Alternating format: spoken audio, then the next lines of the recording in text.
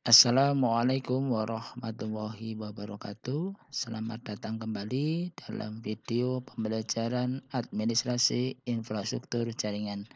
Pada kesempatan kali ini kita akan membahas tentang manajemen mikrotik dasar dan verbal mikrotik. Baik, untuk kesempatan yang pertama kita akan membahas tentang alamat default mikrotik. Jadi sebuah perangkat jaringan biasanya memiliki yang namanya alamat default. Mikrotik memiliki di sini alamat default untuk perangkatnya yaitu 192.168.88.1. Alamat ini dibuat oleh sebuah vendor dari masing-masing perangkat jaringan, digunakan untuk memudahkan kita dalam melakukan remote atau melakukan konfigurasi terhadap perangkat jaringan yang kita gunakan. Untuk selanjutnya kita akan membahas tentang mikrotik OS. Mikrotik OS di sini selain mikrotik membuat sebuah produk hardware, mikrotik juga membuat atau memiliki produk software atau perangkat lunak. Jadi selain router board yang merupakan produk hardware dari mikrotik, mikrotik menciptakan sebuah perangkat lunak yaitu bernama mikrotik OS. Nah, mikrotik OS ini ada beberapa macam yang biasanya digunakan baik untuk router boardnya, tetapi ada mikrotik OS ini yang dikhususkan untuk atau difungsikan sebagai perangkat lunak untuk sebuah komputer atau sebuah personal komputer. Dan biasanya mikrotik OS ini diberi ciri khusus yaitu bernama mikrotik OS X86.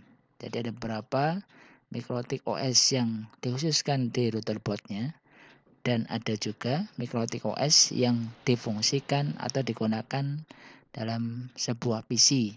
Jadi kita memiliki sebuah PC yang nanti akan digunakan sebagai PC router, dan ketika kita menggunakan mikrotik OS kita bisa mendownloadnya atau mengunduhnya dalam versi mikrotik OS X86.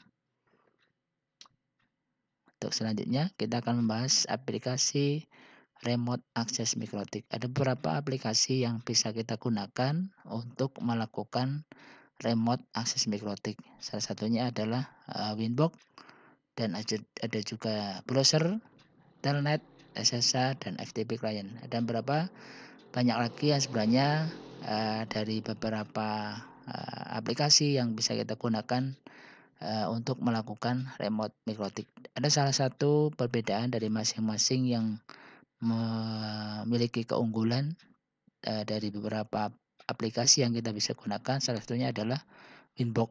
Dengan Winbox kita kadang dapat menggunakan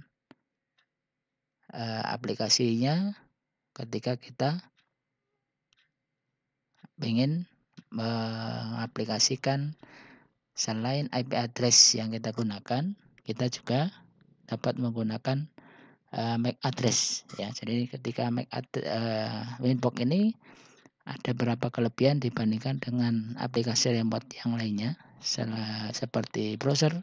Jadi ketika browser tidak bisa menggunakan MAC address. Jadi salah satu unggulan dari Winbox ini adalah kita bisa menggunakan baik lewat MAC address untuk masuk dalam mikrotik ataupun dengan MAC address. Jadi ketika kita klik IP address dia akan masuk ke IP. Jadi ketika klik di MAC address kita akan masuk lewat MAC address. Itu berapa keuntungan ketika kita menggunakan aplikasi Winbox.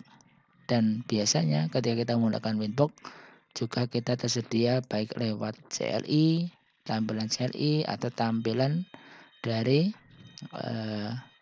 GUI yang mungkin kita bisa menggunakan mouse di situ.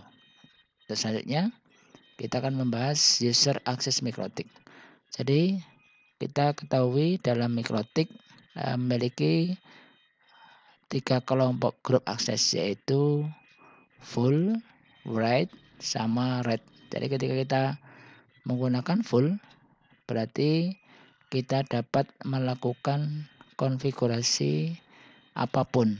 Jadi ini adalah yang tertinggi sebagai akses ketika kita menggunakan grup user, di mana ketika full kita biasanya kita gunakan sebagai admin, dan kita juga akan bisa menggunakan posisinya sebagai write ketika kita ingin menambah user yang mungkin di bawah admin, yang kita bisa tambahkan dalam bentuk user access grup write.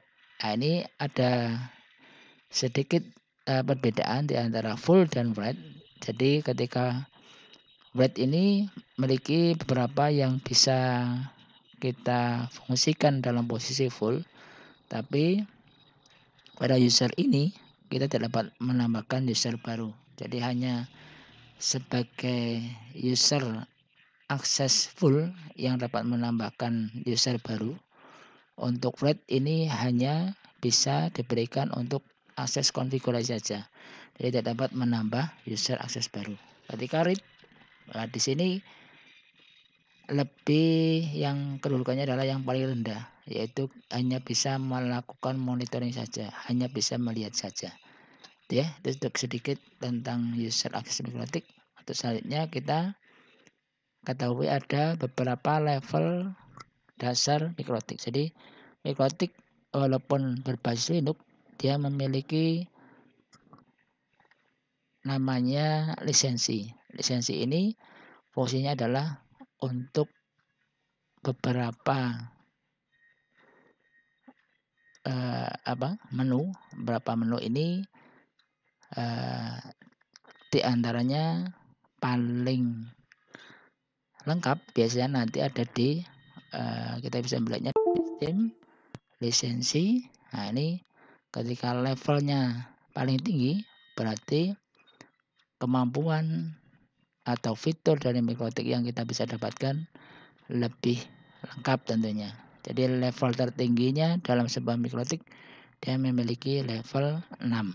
Ini dari biasanya dari limitasi untuk hotspotnya dia tidak atau unlimited ya, tidak dibatasi seperti itu, tidak ada limitasi.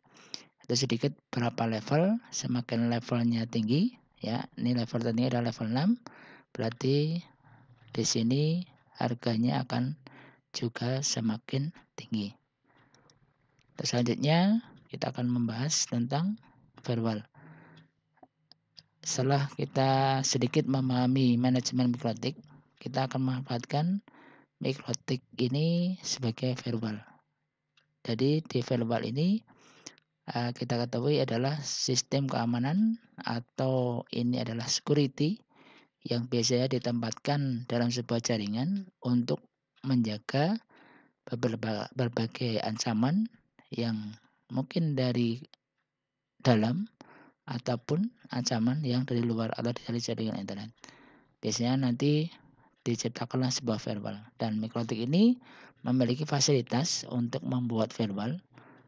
Di sini ada 3 chain atau 3 rule ya yang bisa kita ciptakan, yaitu input, forward, ataupun output. Kita bahas satu persatu. Dari yang pertama adalah input. Yang perlu diperhatikan, jadi ketika posisi firewall di sini input, kita harus mengartikan di sini adalah sesuatu yang masuk ke dalam router. Jadi yang mau masuk ke dalam router itu kita posisikan chain-nya adalah input. Baik yang dari klien ataupun yang dari internet yang mau di sini ingin masuk ke sebuah router mikrotik. Nah, dari sini diartikan input adalah untuk memproses paket memasuki router melalui satu interface atau alamat IP. Nah, di sini kita akan membatasinya dengan chain input. Ada salah satu contoh aturan di sini. Misalkan ada IP firewall virtual chain input, ya kita bisa nanti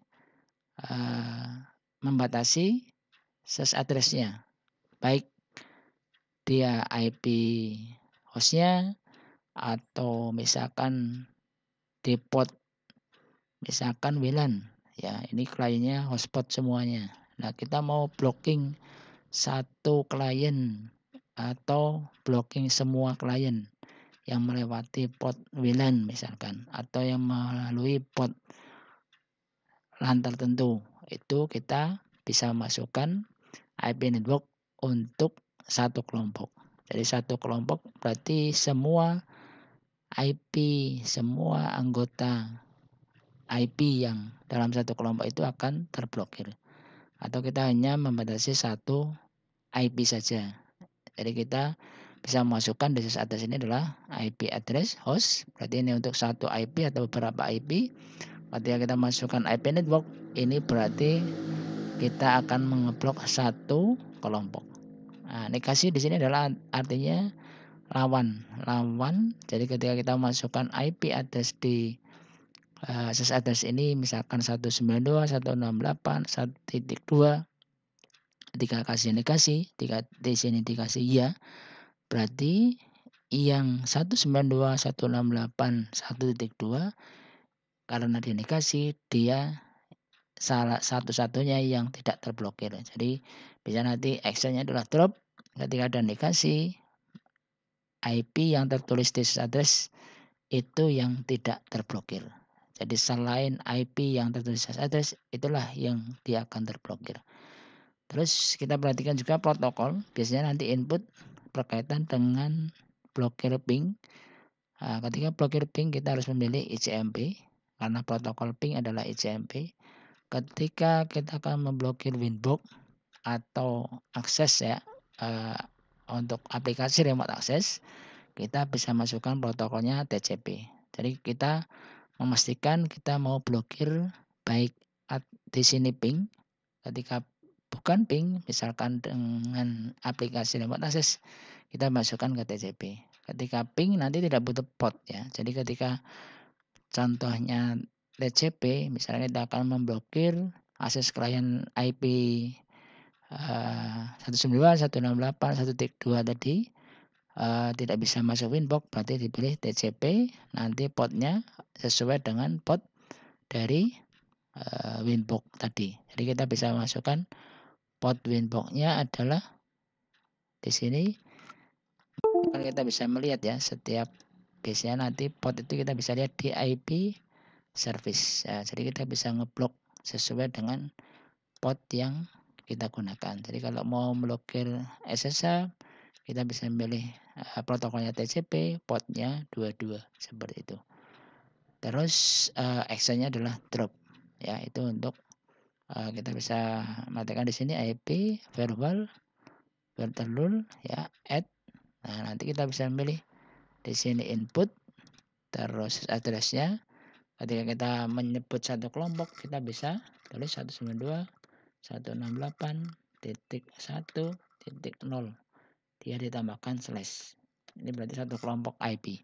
Tapi kita hanya ngeblok satu host, satu IP, berarti kita cukup menuliskan IP-nya saja tanpa slash. Nah, ini kita bisa masukkan protokolnya. Ketika ping, berarti kita di sini pilih ICMP. Ketika bukan ping, misalkan Winbox, kita bisa pilih TCP dengan menambahkan destination port-nya misalkan Winbox 8291 dengan melihat di IP service tadi ya. Kita bisa melihat di IP service portnya adalah 8291 ya. Ya, 8291. Kita bisa masukkan di sini. Nah, nanti kita bisa memilih actionnya adalah drop ya. Itu untuk contoh penggunaan input ya. Terus kita lanjut lagi ke penggunaan forward ya. Untuk forward berarti biasanya ini untuk blokir ke internet. Jadi kalau kita ketahui ada klien yang internet yang melakukan akses internet, dia pasti akan melewati router. Jadi sebelum ke internet, PC klien dia akan melewati router dahulu. Nah, makanya kita kondisikan ketika kita memblokir internet, kita masuk ke dalam chain forward ya. Jadi chain forward adalah proses paket data yang melewati router. Contoh di sini ada rule-nya IP firewall ya, chain forward. Nah, address-nya sama, kita bisa pilih IP address host atau IP network atau IP kelompok ya. Terus negatif sama. Jadi ketika di sini diisi IP address-nya, ketika ada negasi adalah kita bisa melihatnya di sini. Contoh negasi seperti ini. Ya, kita bisa menulis address-nya misalkan 192.168.1.2. Nah, ketika dinegasi artinya selain IP 192.168.1.2, ketika ada tanda keras ya, tanda seru seperti ini, ketika actionnya di drop, berarti artinya adalah IP ini yang tidak diblokir. Jadi selain IP inilah yang terblokir seperti itu. Itu untuk arti dari negasi. Nah, nanti ketika forward ini untuk internet, biasanya internet kita akan menggunakan browser. Bisa dia akan punya alamat 80 untuk HTTP-nya dan biasanya ditambahkan dengan port HTTPS yang di sini menggunakan port 443. Jadi kita ketika memblokir internet seperti itu. Ya. Itu untuk gambarannya. Kita lanjut output. Output tidak kita bahas karena sebenarnya output jarang digunakan karena dia fungsinya adalah dari router mau ke internet. Jadi dia biasanya router yang di sini memiliki peranan sebagai manajemen jaringan, biasanya jarang kita blokir untuk keluarnya. Tapi kita untuk keamanan biasanya akan mengamankan router untuk yang mau masuk router ataupun melewati router. Jadi untuk yang keluar jarang kita gunakan, makanya tidak kita bahas. Selanjutnya kita akan membahas tentang implementasinya ya, implementasi dari verbal input dan verbal forward yang tadi kita sudah bahas. Ini sebuah contoh, ada gambar topologi. Di sini yang tertulis di IP-nya adalah IP network. Jadi dia bukan IP host. IP host ini tidak bisa kita gunakan di server. Maaf, IP network ini tidak kita gunakan di server. Jadi IP 110.10.192.130 ini adalah IP network.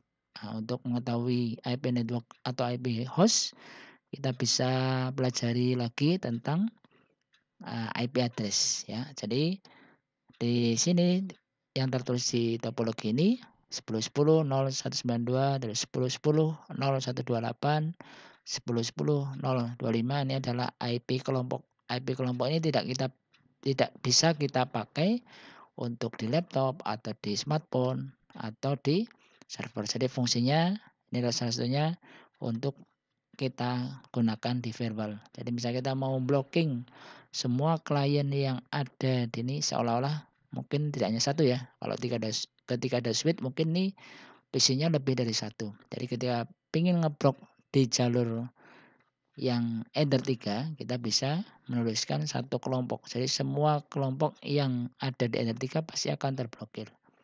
Nah, ini kita contohkan. Di sini ada aturan. Buatlah aturan klien 10.10.0130 sampai 10.10 sampai dengan 10.10.0179 tidak dapat melakukan ping. Nah, ketika ada aturan seperti ini sudah jelas ya. Ketika ada IP klien berarti kita masukkan ke address-nya 10.10 karena ini sampai dengan berarti dikasih strip ya 10.10 sampai sekian sampai sekian. Terus yang di sini ada ping. Nah, ketika ping seperti ini kita bisa masukkan ke protokolnya, protokol ping yaitu ICMP. Nah, ketika actionnya pasti drop karena akan kita blokir untuk namanya pingnya. Kenapa ping harus diblokir? Karena biasanya ada serangan namanya ping of death. Jadi kita mengartikan sebagai menyibukkan server, menyibukkan router. Ketika klien melakukan ping ke router pasti akan menjawabnya. Dan itu ketika dilakukan dalam jumlah besar, router pasti akan jadi sibuk menjawab dan mungkin akan mempengaruhi kinerja dari router tersebut. Makanya dengan kondisi khusus ping itu jangan dilakukan di sini dengan klien yang banyak. Minimal kita bisa melakukan tindakan pencegahan dengan blocking beberapa IP yang di sini mungkin sebagai kliennya. Jadi di sini PC-nya tidak kita manfaatkan untuk akses kita sebagai admin seperti itu. Ya, jadi untuk ini contoh yang input, sekarang yang forward. Nah, yang forward di sini ada aturan PC laptop hanya IP 10.10 jadi PC laptop ya. 10.10.0 di sini 130 sampai 135. Di sini artinya ketika PC laptop di sini tidak dapat akses detik.com, ya kita bisa mengatur di sini. Yang tadi kita lihat ya, ada untuk internet adalah forward, protokolnya TCP, portnya untuk HTTP 80, HTTPS-nya 443. Terus address-nya kita bisa menggunakan address list karena di sini bukan sampai dengan ya, kata-katanya dan. Berarti hanya IP ini 130 dan 135. Ketika kita masukkan antara sudah beda lagi ya. Jadi ini hanya 2 IP yang diblokir. Kita masukkan disk address ini 10 0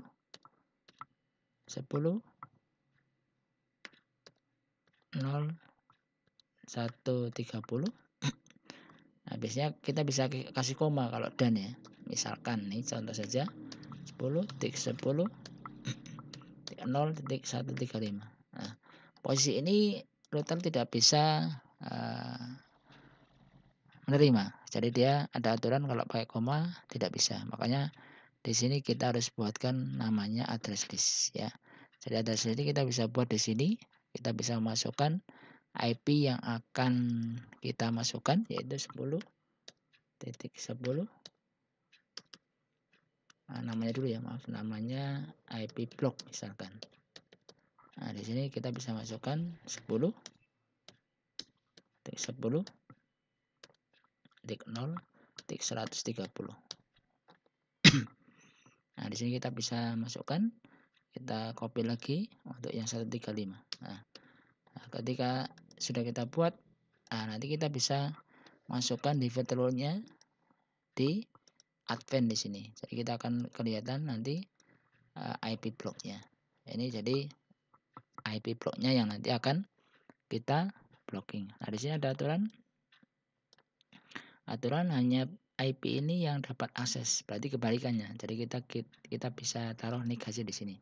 Jadi IP yang tertera itu yang dapat, yang selain itu yang akan di blocking seperti itu.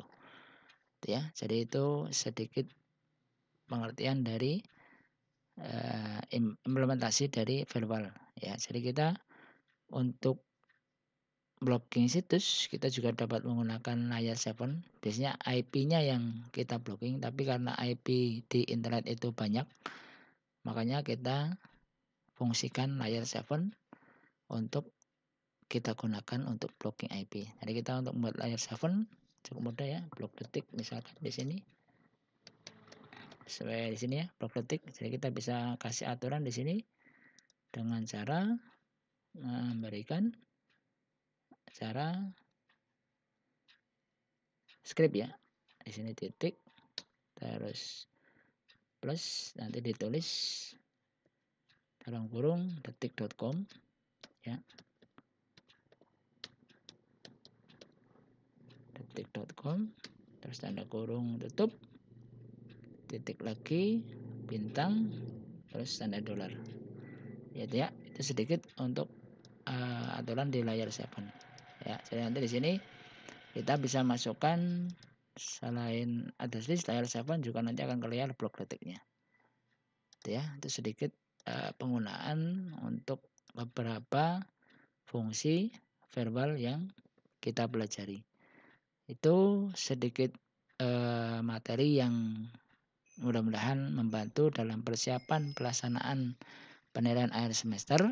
Semoga di sini kalian dapat senantiasa semangat belajar Mudah-mudahan apa yang kita pelajari ini bisa bermanfaat ke depannya. Terima kasih. Sekian dari saya, Airul Kalam. Assalamualaikum warahmatullahi wabarakatuh.